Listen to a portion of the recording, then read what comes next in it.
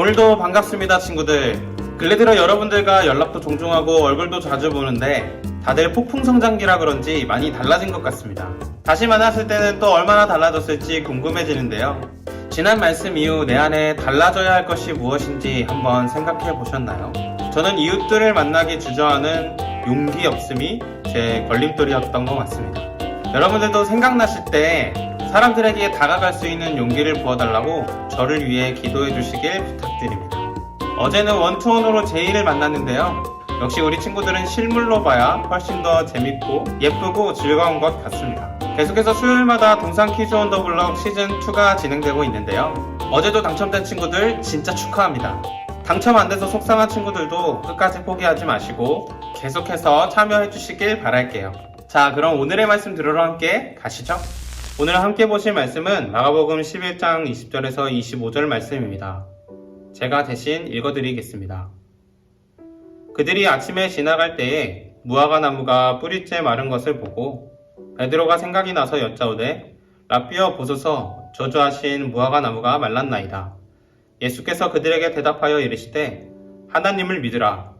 내가 진실로 너희에게 이르노니 누구든지 이 산더러 들리어 바다에 던져지라 하며 그 말하는 것이 이루어질 줄 믿고 마음에 의심하지 아니하면 그대로 되리라.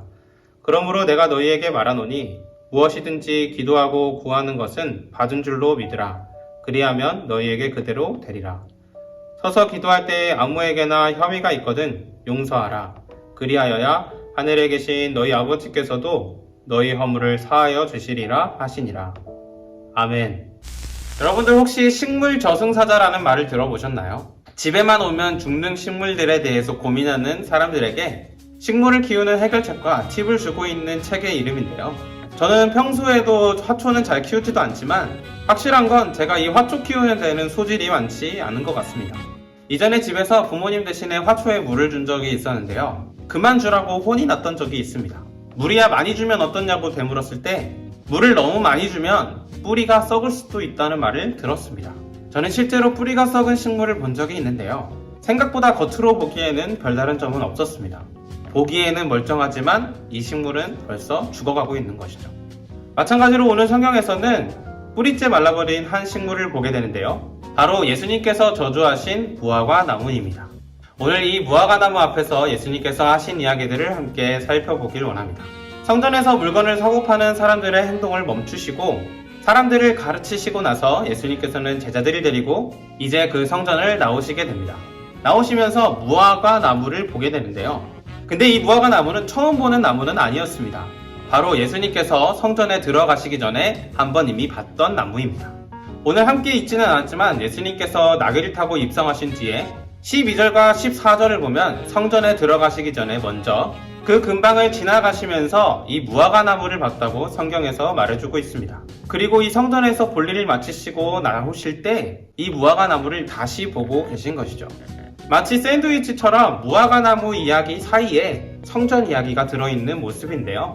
그래서 이 무화과 나무 이야기와 성전 이야기는 어쩌면 굉장한 밀접한 관계가 있다는 것을 우리가 생각해 볼 수 있습니다. 예수님께서 성전에 들어가시기 전에 봤던 이 무화과 나무는 사실 제자들과 예수님께 큰 실망을 안겨주었던 나무입니다. 예루살렘과 베다니를 다니시면서 배가 고팠던 예수님과 제자들은 잎이 무성한 이 무화과 나무를 발견할 수 있었는데요. 발견 당시에 이 무화과 나무는 무화과 철이 아니기 때문에 무화과 나무 열매는 기대도 하지 않았지만 팥김이라고 하는 먹을 수 있는 녹색 봉우리 정도는 올라와줘야 하는데 마치 배고픈 제자들과 예수님을 기만하듯 그것조차 맺고 있지 않았습니다. 그때 예수님께서는 무화과 나무를 향해 영원토록 내게서 열매를 따먹지 못하리라 라고 저주를 하시는데요. 언뜻 보면 배고프니까 하시는 그런 화풀이처럼 보일 수도 있지만 사실은 그렇지 않았습니다. 이는 오히려 때가 이르렀음에도 불구하고 준비되지 못한 이스라엘을 상징하면서 앞으로 다가올 이스라엘의 심판에 대한 메시지였던 거죠. 그렇게 저주했던 무화과를 이제 성전을 나오시면서 다시 보게 됩니다. 그런데 이게 무슨 일일까요? 저주받았던 그 무화과 나무가 뿌리채 말라 있었습니다. 앞서 말한 것처럼 이스라엘의 심판을 예고하듯 너무나 비참하게 말라버린 무화과 나무를 보게 됩니다. 여러분, 뿌리의 기능은 뭐죠? 수분과 양분을 빨아들이는 거죠. 그런 뿌리부터 말라있다는 것은 나무에게 있어 생명의 근원과 양분의 공급으로부터 떨어지고 멀어졌다는 것을 의미합니다. 이미 무언가 제대로 어긋나고 기능을 잃은 잘못된 뿌리일 수 있다는 것. 곧 그 뿌리에는 더 이상의 희망은 찾아볼 수 없게 됩니다. 마치 그 말라버린 뿌리처럼 이스라엘의 성전은 말라 비틀어진 모습 그 자체였습니다.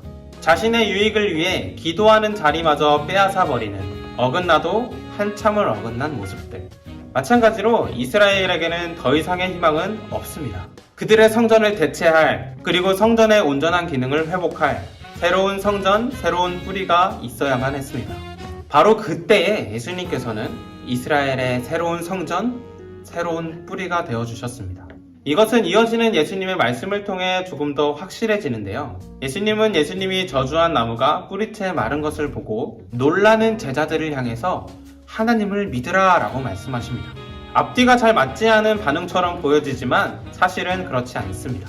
앞서 말했듯이 무화과 나무의 뿌리가 마른 것은 앞으로 다가올 이스라엘의 심판을 얘기합니다. 심판이 있을 이스라엘에서 이제 제자들은 예수님이 하신 것처럼 가르치고 고치고 전하는 일을 해야 합니다. 소망 없는 이스라엘의 앞날에 그들이 의지할 수 있는 것은 무엇일까요? 이때 예수님은 하나님을 믿으라고 합니다. 소망이 없어 보이는 그 순간에 새로운 성전, 새로운 뿌리이신 그 예수님을 보내주신 그 하나님, 예수님은 그 하나님을 믿으라고 말씀하십니다. 이어 예수님은 기도에 관해 말씀하시는데요. 기도하기 전에 이웃을 용서하라고 말씀하십니다. 기도와 이웃은 지난 성전의 이야기를 떠오르게 합니다. 이방인들의 기도하는 자리였던 이방인의 뜰에서 자신들의 유익을 쫓아 그들의 기도하는 자리를 뺏었던 종교 지도자들, 그로 인해 기도하는 집의 기능을 상실한 성전. 이러한 때에 예수님은 자신이 친히 새로운 성전이 되어주셔서 믿음으로 구하는 제자들의 기도에 응답해 주실 것을 약속하십니다. 이전에 제물을 가져와 제사를 드렸던 그 성전은 이제 더 이상의 기능을 하지 못하게 되었습니다. 자기 자신을 단번에 제물로 드리시고 자신의 피로 모든 사람의 죄를 다 씻으신 예수님을 통해 이제 더 이상 이전의 성전은 우리에게 필요가 없게 되었습니다. 이제 우리에게는 예수님만 있으면 되는 거죠. 새로운 성전이신 예수님, 새로운 뿌리이신 예수님이 우리와 함께 하십니다. 성전에 의지해야만 했던 모든 시대는 다 끝이 났고 이제는 더 이상 이전으로 돌아가서도 안 됩니다. 그렇다면 이제 여러분들에게 묻겠습니다. 여러분들의 뿌리는 무엇인가요? 여러분들을 자라게 하고 여러분들에게 늘 새 힘을 공급하고 여러분들에게 생명과 기쁨을 주는 그 뿌리는 누구인가요? 그 뿌리가 분명 예수님이어야만 하는데도 때때로 우리는 다른 것들로 그 뿌리를 대체하려고 할 때가 있는 것 같습니다. 예수님만 있으면 되는데도 자꾸만 다른 것을 의지하고 다른 데서 공급을 받고자 하는 우리들, 다른 데서 안도감을 찾는 우리들, 자꾸만 이미 끝난 성전의 모습으로 돌아가려 하고 있지는 않았나 생각해 봅니다. 우리가 갖는 이러한 고민들은 사실 우리의 신앙의 선조들도 많이 겪었던 문제인데요. 지금으로부터 약 500년 전에 우리의 신앙의 대선배들은 자꾸만 이미 망한 성전의 모습으로 돌아가려는 로마 교회를 향해 개혁을 외쳤고 그 개혁이 종교 개혁으로 이어지게 되었습니다. 마치 성전에서 재물을 사고 파는 것처럼 죄를 사하여 준다는 면죄부를 사고 팔았던 로마 교회. 허망하고 소망 없는 거짓된 뿌리를 쫓는 것에 대해 대항하여 종교 개혁이 일어났던 거죠. 종교 개혁을 일으킨 우리의 신앙의 대선배들이 목숨을 걸고 지켰던 것은 바로 말씀으로 돌아가는 것이었습니다. 수많은 수단이 아닌 오직 말씀에서 우리에게 알려주시는 바로 그 예수 그리스도만이 우리의 참된 뿌리시라는 것을 목이 타도록 외쳤던 거죠. 잘못된 뿌리는 결국 말라버릴 수밖에 없고 이미 예수님께서 마르게 하셨습니다. 이제 우리가 소망 없는 우리의 잘못된 뿌리를 버리고 생명의 근원 되신 예수님께서 우리의 뿌리가 되시는 그런 삶을 살길 원합니다.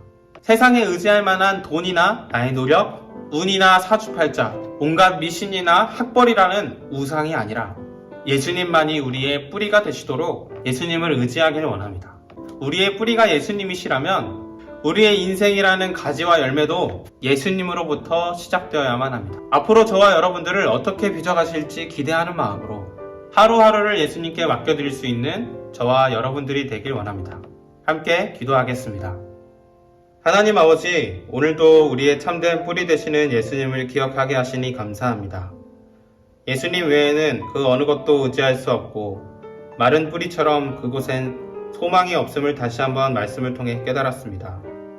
우리의 새로운 뿌리, 새로운 성전 되시는 예수님을 의지하여 예수님의 아름다운 열매를 맺을 수 있는 우리가 될 수 있도록 도와주세요. 오늘 하루도 그 뿌리에 온전히 붙어 있게 하시는 예수님의 이름으로 기도합니다.